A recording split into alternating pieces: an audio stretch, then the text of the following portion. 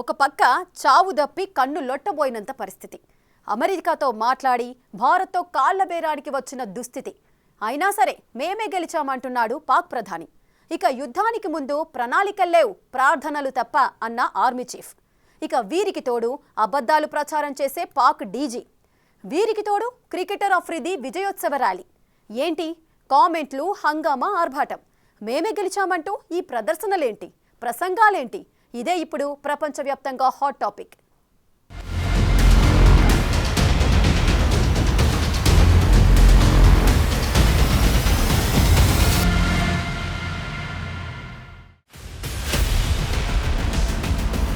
ఇది పాక్ ప్రధాని షెహబాజ్ షరీఫ్ నిర్వాకం. భారత్తో జరిగిన యుద్ధంలో తాము విజయం సాధించామని ప్రకటించేశారు. తమ దేశం కోసం, తమ పౌరులను రక్షించుకోవటానికి తాము ఏం చెయ్యటానికైనా సిద్ధమేనని సిగ్గు లేకుండా ప్రకటించేసుకున్నారు. ఇంతకీ తమ పౌరులను రక్షించుకోవటానికి పాక్ ప్రధాని ఏం చేశాడని చూస్తే, భారత్ కర్నీ హిల్స్ దగ్గర్లో బ్రహ్మోస్ దాడి చేసిన వెంటనే అమెరికాను సంప్రదించటం, ఎలాగైనా సరే మీరు మా దేశాన్ని కాపాడాలని వేడుకోవటం. వారు కూడా క్రాస్ చెక్ చేసి ఏమాత్రం ఆలస్యమైన పాక్ అనేది ప్రపంచ చిత్రపటంలోనే ఉండదని భావించి భారత్తో మంతనాలు చేయటమే పాక్ తమ దేశం కోసం, పౌరుల కోసం ఏమైనా చేస్తుందనుకోవాలా? అర్థం కావటం లేదెవరికి. తమ దేశానికి అణుముప్పు కలుగుతుందన్న భయం కొద్దీ నేషనల్ కమాండ్ మీటింగ్ పెట్టింది పాక్. ఆ సమావేశంలో తీసుకున్న నిర్ణయం ద్వారా అమెరికాను రంగంలోకి దించి శాంతి చర్చలు సాగించాలని చూసింది. ఇది కూడా ఒక విజయమేనా అన్న కామెంట్లు వినిపిస్తున్నాయి. ఇక Pak DG ISPR general Sharif అయితే నెక్స్ట్ లెవెల్. ఇస్లాం వ్యక్తిగత సైనికుల విశ్వాసం మాత్రమే కాదు, తమ సైనిక శిక్షణలో కూడా ఒక భాగమేనని బాంబ్ పేల్చారు. పెహల్గాం ఉగ్రవాద దాడి తరువాత భారతదేశం ఆపరేషన్ సింధూర్ ప్రారంభించింది. దీని తరువాత భారత సైనిక స్థావరాలను లక్ష్యంగా చేసుకుని చేసిన ఆపరేషన్ కి బున్యానం మార్సూస్ అని పేరు పెట్టారు పాకిస్తానీయులు. ఈ విషయమై ఒక విలేకరి అడిగిన ప్రశ్నకు పాక్ డీజీ ఈ విధంగా సమాధానం చెప్పారు. ఇందులో ప్రపంచం ఆశ్చర్యపోవాల్సిన అవసరమే లేదు. కారణం, పాక్ డీజీ ఐఎస్ఆర్పి షరీఫ్ ఒక ఉగ్రవాది కొడుకు. ఈయన తండ్రి సుల్తాన్ బషీరుద్దీన్ ఒక అణు ఉగ్రవాది. ఈ దిశగా లాడెన్ను కూడా కలిశాడు. ఇస్లామిక్ తీవ్రవాదానికి అణ్వాయుధ శక్తిని జోడించాలన్న తీవ్ర తాపత్రయం కనబరిచిన వ్యక్తి. ఆనాడే ఐఎస్ఐ దర్యాప్తు చేయటం, ఒక అడుగు ముందే పాక్ డీజీ తండ్రి తన పదవిని కోల్పోవటం జరిగాయి. అలాంటి అణు ఉగ్రవాది కొడుకు ప్రస్తుతం Pak director general for public relations.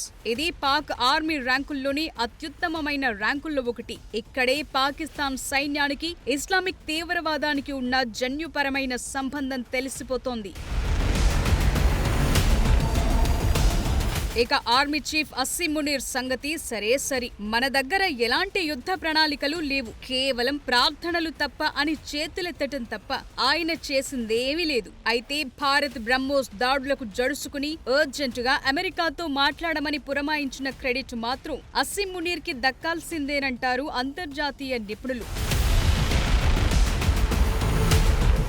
అస్సిం Munir కి సంబంధించిన మరో లేటెస్ట్ అప్డేట్ ఏంటంటే, ఆపరేషన్ సింధూర్ లో గాయపడ్డ పాక్ సైనికులను ఆయన కలుస్తున్నారు. ఎల్ఓసి ఆర్టిలరీ కాల్పులతో పాటు పాక్ వైమానిక స్థావరాలపై భారత్ చేసిన దాడుల్లో మరణించిన పాక్ సైనికుల సంఖ్య పెద్ద ఎత్తున ఉంది. ఈ పేర్లేవి ఆయన వెల్లడించడం లేదు.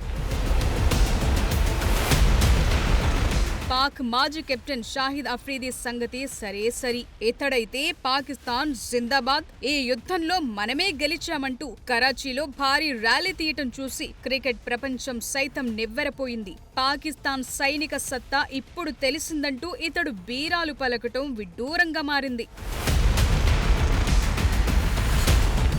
ఈ యుద్ధానికి తనకు ఎలాంటి సంబంధం లేకున్నా సరే అఫ్రీది అనవసరంగా నోరు పారేసుకుని ట్రోల్స్ కి గురవుతున్నాడు. భారతదేశమే ముందుగా తమపై దాడి చేసినట్టు చెప్పుకొచ్చాడు అఫ్రీది. ఇప్పుడు మోదీకి అర్థమైందంటూ నోటికొచ్చినట్టు కామెంట్స్ చేశాడు.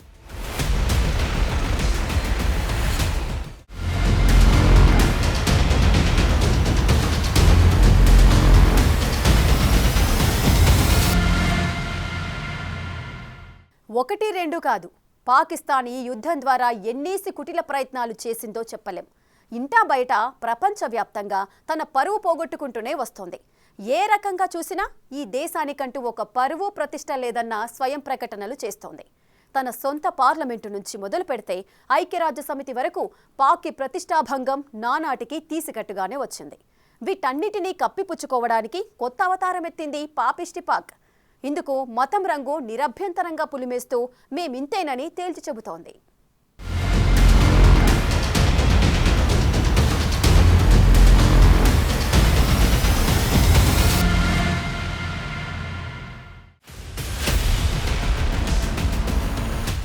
మనం యుద్ధం ఎందుకు ఓడిపోయాం? ఈ యుద్ధం వల్ల సాధించిందేంటి? సాధించాల్సిందేంటి? మన లోపాలు ఎక్కడెక్కడున్నాయి? సరిదిద్దుకోవాల్సినవేంటి? సరిదిద్దుకోలేకపోతున్నవేంటి? ఇవి యుద్ధానంతరం ఏదైనా ఒక దేశం దాని సైన్యం చేసుకోవాల్సిన పోస్ట్ మార్టం. కానీ పాక్ మాత్రం తన ప్రధాని నుంచి అఫ్రీదీ లాంటి క్రికెటర్ల వరకు ఒకటే మాట: మేం గెలిచాం, విజయం అంటే మాదే. ఇటీవలి భారత్ దాడుల్లో మరణించిన సైనికుల్లో పాక్ వైమానిక దళ చీఫ్ టెక్నీషియన్ ఔరంగజేబ్ సైతం ఉన్నారు. అయితే వైమానిక దళ సిబ్బందిని కోల్పోయామని పాక్ ధృవీకరించడం ఇదే తొలిసారి. పాక్ ఎయిర్ ఫోర్స్ కి సంబంధించిన కొన్ని విమానాలు భారత్ కోల్చిందని చెప్పటానికి ఇదో నిదర్శనం. మే 8, 9 తేదీల్లో పాక్ మన భూభాగంలోని 36 వైమానిక ప్రాంతాల్లోకి చొరబడ్డానికి ప్రయత్నించింది. ఈ సందర్భంగా భారత్ ఒక F-16తో పాటు 2 JF-17 యుద్ధ విమానాలు కూల్చేసినట్టు తెలుస్తోంది. భారత సైన్యం చేసిన దాడుల్లో 11 మంది సైనికులు, 40 మంది పౌరులు చనిపోయినట్టు చెప్తోంది పాక్. ఈ సంఘర్షణకు పాకిస్తాన్ మార్కా-ఏ-హక్ అంటే సత్యయుద్ధం అని పిలుస్తోంది. తమ డీజీ ద్వారా తొలి నుంచి అన్ని అసత్యాలే చెప్పిస్తూ వస్తోన్న పాక్ సత్యం పేరిట ఒక పేరు పెట్టటం ఒక వింత. పాక్ తొలి నుంచి ఈ మతపరమైన కోణాన్ని జోడిస్తూనే వస్తోంది. దాడులు జరగటానికి 3 రోజుల ముందు పాక్ ఆర్మీ చీఫ్ కూడా ఇదే వాదాన్ని వినిపించారు. పెహల్గాం దాడి సైతం మతం దృష్టికోణంలోనే సాగింది. అంతేనా, మన గురుద్వారాలు, ప్రార్థనాలయాలపై గురిపెట్టడమే కాదు, తమ భూభాగంలోని నంకానా సాహిబ్ గురుద్వారాను సైతం ఈ మత యుద్ధంలోకి లాగింది పాక్. ఈ ప్రసిద్ధ సిక్కు మందిరానికో విశిష్టమైన చరిత్ర ఉంది. సిక్కు మత గురువు నానక్ పుట్టింది ఇక్కడే. సిక్కులు ఎంతో పవిత్రమైన ఈ గురుద్వారాను భారత్ పేల్చివేసిందంటూ అబద్ధపు వార్తలను నెట్టింట వైరల్ చేసింది. దీంతో మన press information bureau fact check చేసి ఈ వార్త అబద్ధమని తేల్చింది. ఇలా కూడా దిగజారాలా అంటూ పాక్ని ప్రపంచమంతా కలిసి నిలదీసింది. ఇంత జరుగుతుంటే తగుదునమ్మా అంటూ ఇప్పుడు మేమే గెలిచామంటూ చేస్తున్న ఈ ప్రచారం పాక్ ఫేక్ ప్రచారంలోనే లేటెస్ట్ వెర్షన్గా తెలుస్తోంది. అసలు వాస్తవమేంటని చూస్తే ఈ యుద్ధం ద్వారా పాకిస్తాన్ దారుణంగా నష్టపోయింది. దాని స్టాక్ మార్కెట్ పడిపోవటం వల్ల జరిగిన నష్టమే 80,000 కోట్లు. ఇక దాని ఉగ్రస్థావరాలు, మామూలు సైనిక స్థావరాలకు జరిగిన నష్టానికి సంబంధించి చూస్తే భారీ ఎత్తున ఉంటుంది. ఈ విషయం క్లియర్ కట్ గా భారత సైన్యం విడుదల చేసిన బిఫోర్ ఆఫ్టర్ శాటిలైట్ ఇమేజెస్ ద్వారా తెలుస్తోంది. ఇక హతమైన ఉగ్రవాదుల విలువ ఏపాటిదో వారి ఆర్మీ అధికారులకే ఎరుక. ఉగ్రవాదుల శవపేటికలకు పాక్ జాతీయ జెండా కప్పి మరీ అంత్యక్రియలు నిర్వహించింది వారే కాబట్టి. భారత్ మాత్రం ఈ దాడుల ద్వారా గొప్ప విజయాలనందుకుంది. మనకు పాక్ ద్వారా జర్కిద్దామనుకున్న అమెరికాను సైతం ఠారెత్తించాం. వారి F-16 విమానాలను ఢీకొట్టి ఉలిక్కిపడేలా చేశాం. మనం కొన్న రఫెల్స్ మీద జరుగుతోన్న దుష్ప్రచారాన్ని తిప్పికొట్టగలిగాం. అంతేకాదు మన భారత సైనిక శక్తి, దాని ఆయుధ సామాగ్రి విలువ ఏపాటిదో ఈ 4 రోజుల యుద్ధంలో తెలియవచ్చింది.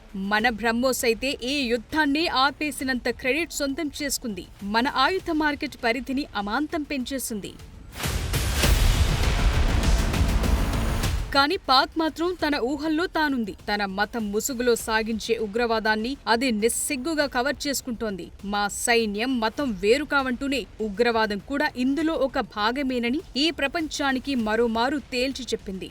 మొన్నటి వరకు ఉగ్రవాదానికి తమకు సంబంధం లేదని చెప్తూ వచ్చిన పాకిస్తాన్ ఈ ఆపరేషన్ ద్వారా ఎన్నో తప్పటడుగులు వేసింది. తాము టార్గెట్ చేసింది పాక్ పౌరులు, సైనికులు కానీ కాదు, మీ ఉగ్రవాదులు, వారి శిబిరాలపై మాత్రమేనని భారత్ స్పష్టం చేసిన వెంటనే రియాక్ట్ అయి అడ్డంగా బుక్కయింది. సైన్యం, ఉగ్రవాదం వేరువేరు కాదని ఎస్టాబ్లిష్ చేసింది. ఇప్పుడు సైన్యం, మతం వేరు కాదంటూ ఇంకో క్లారిటీ ఇచ్చింది. ఇలా నిస్సిగ్గుగా నిరభ్యంతరంగా పాక్ మత చెలగాటం ఆడుతూనే వస్తోంది. భారత్పై తమ పగ తీరేది కాదని తెలియచేస్తూనే ఉంది. వారు చెయ్యనివి చేసినట్టు చెప్పుకోవటం మాత్రమే కాదు, మన విజయాన్ని కూడా ఒక పరాజయంగా మలుస్తూ గెలుపంటే మాదేనంటూ కాలరెగరేస్తోంది.